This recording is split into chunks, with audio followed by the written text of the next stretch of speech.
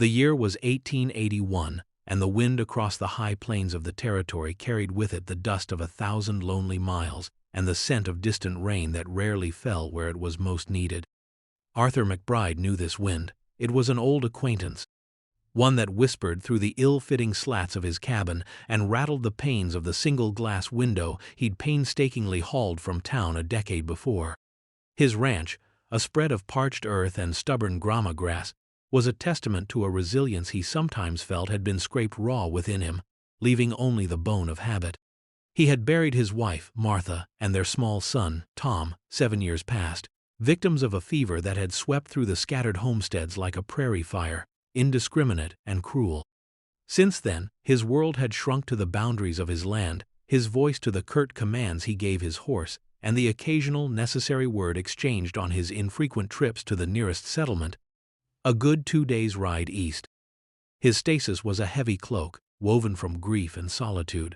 Mornings bled into afternoons, marked only by the shifting shadows and the ceaseless demands of a rancher's life. He mended fences that the wind or stray cattle seemed determined to unravel, tended his small herd, chopped wood, and drew water from a well that seemed to begrudge every bucketful. The silence of his cabin was broken only by the crackle of the fire in winter, or the drone of insects in summer. It was a silence so profound it had weight, pressing down on him, a constant reminder of voices lost. He moved through his days with a stoic competence, his face weathered into a map of sun and sorrow, his eyes holding a distant, guarded look that discouraged casual approach. He asked nothing of the world and expected less. The catalyst arrived, not with a bang, but with the subtlety of a wild creature seeking desperate cover. It was late afternoon, the sky bruised into an impending twilight that promised a cold night.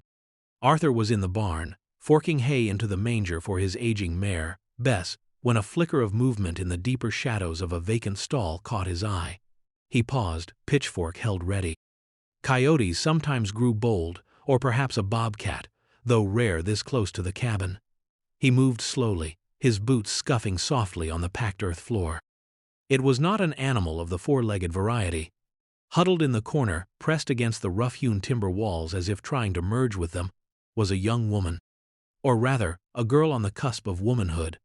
Her dark hair, matted with dirt and bits of straw, fell across a face smudged with exhaustion and fear.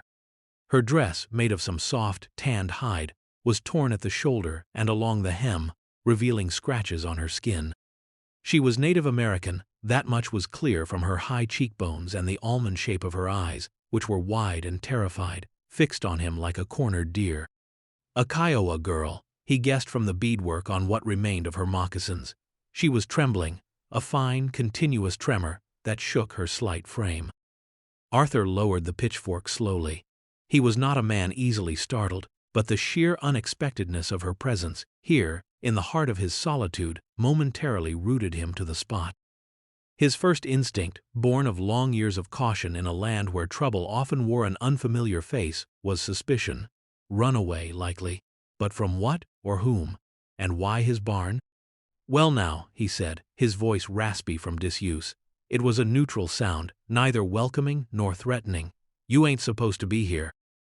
The girl flinched at his voice but didn't move, her eyes still locked on his. She looked utterly spent, her breathing shallow and rapid. He saw a darker stain on the sleeve of her dress, near the torn shoulder, that looked like dried blood. His routine, his carefully constructed wall of lonely order, had been breached. An immediate problem presented itself, sharp and unwelcome. He could turn her out, send her on her way. It was the sensible thing, the safe thing. But the memory of Martha's face, pale and trusting even in her final hours, flickered in his mind. He saw the raw fear in the girl's eyes, a fear that transcended language and race. He thought of young Tom, who would have been about her age now, perhaps. The thought was a dull ache, always present. He sighed, a sound of profound weariness. "Reckon you're in some kind of fix," he muttered, more to himself than to her. He took a step back, making his movements slow and deliberate. "Stay put. Don't go runnin'. I'll fetch some water." He left her there, a knot of apprehension tightening in his chest. This was trouble, no doubt about it. Trouble he didn't need, didn't want. But the sight of her, so small and broken in the dim light of his barn, had stirred something in him, something he thought long dead, a reluctant, almost painful, stirring of responsibility. When he returned with a dipper of water and a piece of leftover cornbread, she hadn't moved. Her gaze followed him, wary and intense. He set the water and bread down on the ground, a few feet from her. "Here," he said, gesturing. "Drink, eat." She stared at the offering, then back at him. He could see the struggle in her face, the desperate need versus the ingrained fear. He backed away further, towards the barn door, turning his side to her slightly, to appear less confrontational. He busied himself checking a harness hanging on the wall, though his attention remained fixed on the girl. Slowly, hesitantly, she reached for the dipper. Her hand shook so much that water sloshed over the side. She drank greedily, her throat working. Then she picked up the cornbread and devoured it in a few bites, like a starving animal. Arthur watched her, his expression unreadable. Communication was a chasm between them, bridged only by the most basic human needs and gestures. He knew no Kiowa, and he doubted she knew much English. The silence in the barn was thick with unspoken questions, with suspicion and the raw edge of fear. He observed the way she moved, the quick, darting glances she cast towards the open doorway, the way she kept herself coiled, ready to flee.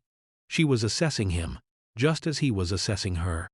He gestured towards the hay in the empty stall. "You can rest there," he said, his voice low. "Safer than out in the open tonight." He didn't know if she understood the words, but his tone, his pointing, might convey the meaning. She looked at the hay, then at him. There was no gratitude in her eyes, only a continued, deep-seated wariness. He didn't expect any. He was a white man, an intruder in her world, just as she was in his. For now, it was an uneasy truce, a forced coexistence dictated by her desperation and his reluctant decision not to cast her out into the coming night. Over the next few days, a fragile pattern emerged.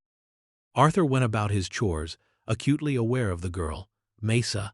He'd heard her whisper the name once when she thought herself alone, a soft, breathy sound, hidden in his barn. He left food and water for her near the stall, usually when she was out of sight, though he knew she watched him. He found a relatively clean horse blanket and left it for her. The nights were growing colder. He noticed she'd made a small effort to clean herself with water from the trough, and her torn dress had been inexpertly stitched with thread she must have pulled from a discarded grain sack. He made no attempt to approach her directly or question her. He sensed her fear was a wild thing, easily spooked. He spoke occasionally, simple phrases. "Food's there, storm's comin'." She never replied in words, but sometimes he thought he saw a flicker of understanding, or perhaps just acknowledgement, in her dark eyes. He noticed the wound on her shoulder was a nasty gash, probably from a fall or a sharp branch. He left out a clean rag and a small tin of salve Martha had used for burns and cuts. The next day, the tin was slightly less full, the rag gone. One afternoon, while he was mending a bridle near the barn door, he saw her watching Bess. The old mare had a burr caught in her forelock and was tossing her head irritably. Before Arthur could move, Maysa slipped out of the shadows. She moved with a fluid grace, her bare feet making no sound. She approached Bess slowly, murmuring soft sounds, too low for Arthur to decipher. The mare, usually skittish with strangers, calmed under her touch. Maysa's small, deft fingers worked at the burr, and soon it was free. She smoothed the mare's forelock, her expression softening for a fleeting moment into something almost serene. Then, aware of Arthur's gaze, she retreated back into the shadows of the stall, her guard firmly back in place. Arthur said nothing, but the small act resonated within him. It was a glimpse of the person beneath the fear, a hint of a gentle nature. He found himself thinking about her more than he wanted to. Who was she running from? What had driven her to such desperation? The questions were there, unanswered, hanging in the air between them. He began to see beyond the runaway Indian, to the frightened, resilient young woman. A reluctant protectiveness, unfamiliar and unsettling, began to take root in his hardened heart. He told himself it was just basic human decency, nothing more. But the loneliness of his cabin felt a little less absolute with her presence nearby, even if that presence was silent and hidden. The shift was subtle, almost imperceptible. He started leaving a little more food, a piece of dried apple he'd been saving. He found an old patched shawl of Martha's in a trunk and left it out. The nights were sharp now, He didn't see her take it, but the next morning, it was gone. He imagined her wrapped in it, a small measure of warmth against the cold. He still didn't trust her entirely. She was a stranger, from a world that had often been at odds with his own, but the sharp edges of his suspicion were slowly being worn down by her quiet vulnerability and his own grudging empathy. He saw the way she watched the horizon, a constant, haunted vigilance in her eyes, and the weariness that settled on her like dust when she thought no one was looking. One evening, as he ate his solitary meal of beans and bacon by the light of a single lamp in his cabin, he heard a sound outside, a soft scuffling near the woodpile. His hand instinctively went to the old Colt revolver he kept tucked in his waistband. He moved to the door, peering out into the moon-drenched yard. It was Maysa. She was gathering a few fallen branches, her movements quick and furtive. She had clearly seen the smoke from his chimney, understood the need for fire. He watched as she carried the small bundle back towards the barn. He could have stopped her, could have told her to stay put. Instead, he turned back to his meal, a strange mixture of emotions churning within him. She was resourceful, he'd give her that. And perhaps, just perhaps, she was beginning to see his ranch not just as a temporary hiding place, but as a place of relative safety. The fragile peace was shattered a week after Maysa's arrival. Arthur was out on the range, checking a section of fence line that bordered a shallow, rocky arroyo when he saw them. 3 riders, moving with purpose across the sparse grassland to the north. They were too far away to make out clearly, but their bearing was unmistakable. Native men, warriors by their look, and they were riding hard, their eyes scanning the terrain. A cold dread settled in Arthur's stomach. He knew, with a certainty that went bone deep, that they were looking for Maysa. He turned Bess and rode back towards the ranch, pushing the mare harder than usual. He had to warn her, to get her hidden more securely. The barn was too obvious. As he neared his property, he saw Maysa by the well, drawing water. He waved urgently, shouting her name, the first time he'd used it aloud to her. "Maysa, riders, coming this way, hide!" She looked up, her eyes widening in comprehension and renewed terror. She dropped the bucket, water splashing over her feet, and without a word, darted back towards the barn. Arthur dismounted, his mind racing. Where could she go? The root cellar beneath the cabin was small, cramped, but perhaps the best option. He reached the barn just as she was scrambling into the hayloft. "No," he said, his voice sharp. "They'll look there. Come with me. Quickly." Fear made her hesitate, her eyes darting between him and the open prairie, visible through the barn door. He grabbed her arm, his grip firm, but not rough. "Trust me," he urged, the words stark. "There's no time." He pulled her towards the cabin, half running. The riders were closer now, cresting a small rise about a mile distant. He shoved open the cabin door, hurried her to the trap door leading to the cellar, hidden beneath a worn rug. "In here, and stay quiet, no matter what you hear." She scrambled down into the darkness without a backward glance. He replaced the rug, smoothed it with his boot, then grabbed his rifle from its pegs above the mantelpiece. He stepped outside, positioning himself on the small porch, the rifle held loosely in his hands, watching the riders approach.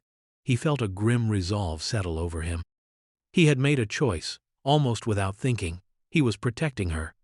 The why of it was a muddle in his head, a tangle of old grief and new, unwelcome empathy. All he knew was that he couldn't just hand her over. The 3 Kiowa warriors reined in their ponies a dozen yards from Arthur's cabin. They were formidable figures, their faces grim, their eyes hard. The one who seemed to be the leader, a tall man with a severe scar tracing his cheekbone, Vohkinne, fixed Arthur with an unblinking stare. He carried a Winchester of his own, and a hunting knife was sheathed at his belt. His companions were similarly armed, their expressions equally unyielding. "We look for a girl," Vohkinne said, his English heavily accented but clear enough. "Our blood. She ran from her duty, from her people." Arthur kept his gaze steady, his voice deliberately calm. "Ain't seen no girl. Just me here." It was a weak lie, and he knew it. His ranch was isolated. A stranger would stand out. Vohkinne's eyes narrowed. "She came this way. Tracks lead here. Small feet. Woman's moccasin print near your well." He gestured with his chin towards the well. "She is Kiowa, Maysa." "You hide her?" The directness of the accusation, The certainty in Vohkinne's voice tightened the knot in Arthur's chest. The stakes had just escalated dramatically. This wasn't a casual search. These men were determined. The phrase from the half-forgotten rumor mill in town echoed in his mind. Something about a Kiowa girl promised to an older, influential warrior, a girl who had vanished.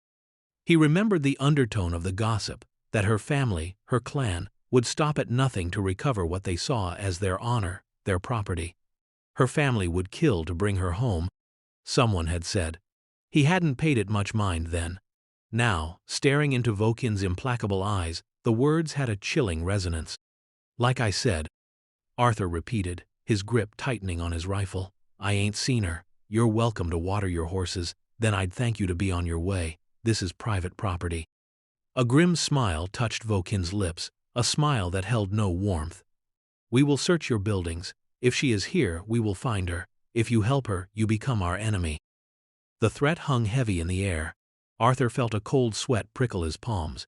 He was one man, old enough to feel the ache in his joints on cold mornings, against three younger, battle-hardened warriors. The odds were not in his favor, but the image of Maysa's terrified face as she'd scrambled into the cellar flashed before him. He thought of the small, almost imperceptible signs of trust she had begun to show, the way she'd cared for Bess. "You won't be searching anywhere," Arthur said, his voice low and steady, belying the tremor he felt inside. "This is my land, my home. You'll respect that, or you'll deal with me." Vohkinne exchanged a look with his companions. Their expressions hardened further. This white rancher was being stubborn, foolish. He was choosing to stand between them and their quarry. "You are one man," Vohkinne stated, his hand moving slightly towards the rifle across his saddle. "We are three. This is not your fight." "It is now," Arthur said quietly, but with a firmness that surprised even himself. He saw the flicker of surprise in Vohkinne's eyes, quickly masked. He was an old man perhaps, but he was not a coward. He had lost too much in his life to stand by and watch another vulnerable creature be dragged away, possibly to a fate worse than death. The years of solitude had not entirely extinguished the fire in his spirit. They had merely banked it, waiting for a spark. Maysa, unwittingly, had provided that spark. The tension stretched taut, like a wire about to snap. The wind picked up, whistling around the corners of the cabin, carrying the scent of dust and the faint metallic tang of fear. The sun beat down, mercilessly. Below his feet, in the dark, cramped cellar, Arthur knew Maysa was listening, her breath held, her heart pounding. Her fate, and possibly his own, hung in the balance of these next few moments. He had to make them believe he would fight, that the cost of searching his property would be too high. Vohkinne considered Arthur, his gaze unwavering. He saw not just an aging rancher, but a man with a certain set to his jaw, a weariness in his eyes that spoke of past sorrows, yet also a glint of unyielding resolve. This was not a man who would be easily cowed. He had expected a quick search, perhaps some bluster, but not this quiet, solid defiance. To force the issue would mean bloodshed, and while they were prepared for it, it complicated matters. Their primary goal was to retrieve Maysa, preferably alive and unharmed. A fight could put her at risk, or alert others. "You protect her," Vohkinne said, more a statement than a question. "Why? She is not your kin. She is nothing to you." Arthur's mind flashed to Martha, to Tom. "She's a frightened girl, running for her life. That's enough for me," he said, his voice rough with an emotion he couldn't name. It was the truth, or as much of it as he understood himself. "Now, I'll say it one last time. Water your horses if you need, then ride out. There's nothing for you here." He shifted his stance slightly, bringing the rifle more to the ready. It was a clear signal. He would not back down. The silence that followed was broken only by the snorting of the horses and the ever-present wind. Vohkinne held Arthur's gaze for a long moment, then slowly, deliberately, he turned his pony. He spoke to his companions in their own tongue, words too rapid and low for Arthur to catch. There was a brief, sharp exchange. One of the younger warriors looked mutinous, his hand clenching on his weapon, but a curt word from Vohkinne seemed to settle him. Finally, Vohkinne looked back at Arthur. His face was a mask of cold anger. "This is not over, old man," he said, his voice like flint. "She belongs with her people. We will find her, and those who stand in our way will regret it." With that, He wheeled his pony and, followed by the other two, rode away, not back the way they had come, but south, towards the broken country along the river. They didn't look back. Arthur remained on the porch, rifle in hand, until they were distant specks on the horizon, swallowed by the vastness of the prairie. Only then did he allow himself to sag slightly against the porch post, the tension draining out of him, leaving him weak and trembling. He had faced them down, but the victory felt hollow, temporary. Vohkinne's threat echoed in his ears, "This is not over." He waited a full half-hour, scanning the landscape, before he finally went back inside and lifted the trapdoor. "Maysa," he called softly, "they're gone, for now." She emerged slowly, blinking in the relative light of the cabin, her face pale, streaked with dirt and tears. She looked at him, her eyes wide and searching. For the first time, he saw something other than fear in them. It might have been disbelief, or perhaps the dawning of a fragile gratitude. She took a hesitant step towards him, then another. He didn't know what to say.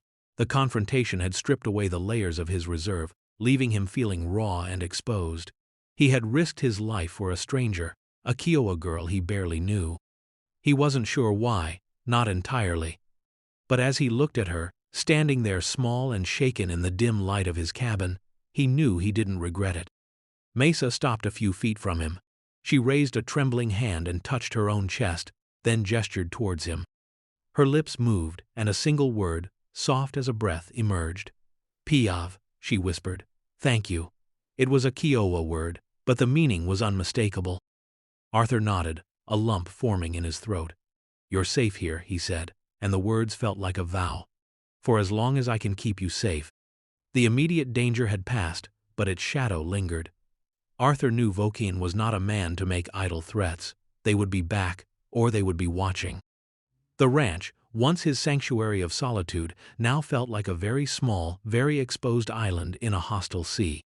He moved Maysa's few belongings into the cabin, into the tiny spare room that had once been intended for a child who never grew old enough to use it. It wasn't much, just a narrow cot and a small chest, but it was warmer and safer than the barn. The dynamic between them shifted. The shared crisis had forged a bond, unspoken but palpable. Maysa was still quiet, reserved, but the constant hunted look in her eyes began to recede, replaced by a watchful caution. She started helping with small chores around the cabin, unasked. She swept the floor with a worn broom, her movements neat and efficient. She had a knack for mending, her small fingers surprisingly deft with a needle and thread, patching Arthur's worn shirts better than he ever could. She learned to anticipate his needs, a cup of water ready when he came in from the heat, the fire banked just right in the mornings. Communication remained a challenge, a patchwork of gestures, single words, and patient interpretation. Arthur found himself speaking more than he had in years, explaining simple things, naming objects. "Lamp," he'd say, tapping it. "Kettle." She would repeat the words softly, her pronunciation hesitant at first, then more confident. She, in turn, taught him a few Kiowa words, for water, for food, for horse. They were small bridges across a wide gulf, but they were connections nonetheless. He learned more about her, not in a flood of confession, but in fragments, gleaned from her expressions, her rare, broken English phrases, and the stories she sometimes drew in the dirt with a stick when words failed her. He understood she was fleeing an arranged marriage to an old, cruel man, likely Vohkinne himself or someone he represented. Her family had agreed to it, for reasons of alliance or status he didn't know. But Maysa had refused, had chosen flight over a life she clearly dreaded. Her courage, her quiet defiance, resonated with something deep inside him. He found himself watching her, the way the light caught the blue-black sheen of her hair, the focused intensity of her expression when she was working on a task, the rare, fleeting smile that would touch her lips when one of the barn cats rubbed against her ankles. These small observations were like discovering new constellations in a familiar sky. His grief for Martha and Tom remained, a dull, permanent ache, but it was no longer the all-consuming darkness it had once been. Maysa's presence had let in a sliver of light, a fragile warmth. Days turned into weeks. The autumn deepened, the prairie grasses turning gold, then brown. The threat of Vohkinne's return was a constant, low hum beneath the surface of their quiet routine. Arthur took to carrying his rifle everywhere, his senses perpetually alert. He taught Maysa how to load and fire the old shotgun he kept for birds, his hands brushing hers as he showed her the mechanism. Her hands were small but steady. She learned quickly, her expression serious. He hoped she would never have to use it. One evening, a blizzard swept down from the north, a howling white fury that trapped them inside the cabin for 3 days. The wind shrieked like a banshee, rattling the door and windows, piling snowdrifts high against the walls. Inside, the small cabin was an arc of warmth and flickering lamplight. They shared meals, mended tack, and sat by the fire, the silence between them now comfortable, companionable. During a lull in the storm, Maysa picked up a piece of charcoal from the hearth, and on a piece of smooth plank Arthur used for figuring accounts, began to draw. She drew the prairie, the distant mesas, a running horse, its mane flying in the wind. Then, hesitantly, she drew a man, tall and broad-shouldered, standing before a small cabin, a rifle in his hand. She looked up at Arthur, her dark eyes searching his. He knew it was him, the guardian at the gate. He felt a warmth spread through his chest that had nothing to do with the fire. He reached out, his calloused fingers gently touching her hand. "Good," he said, his voice husky. "Very good." She smiled then, a genuine, open smile that transformed her face, making her look younger, almost carefree. It was a fleeting moment, but it lodged itself in Arthur's memory, a precious thing. In that shared isolation, surrounded by the storm's fury, the last vestiges of mistrust between them seemed to melt away. He was no longer just her protector, she was no longer just a runaway. They were two solitary souls who had found an unlikely refuge in each other. The blizzard eventually blew itself out, leaving behind a world transformed, draped in pristine white. The immediate threat of Vohkinne seemed distant, buried under the snow. But Arthur knew it was a temporary reprieve. They would wait for the thaw, for easier travel.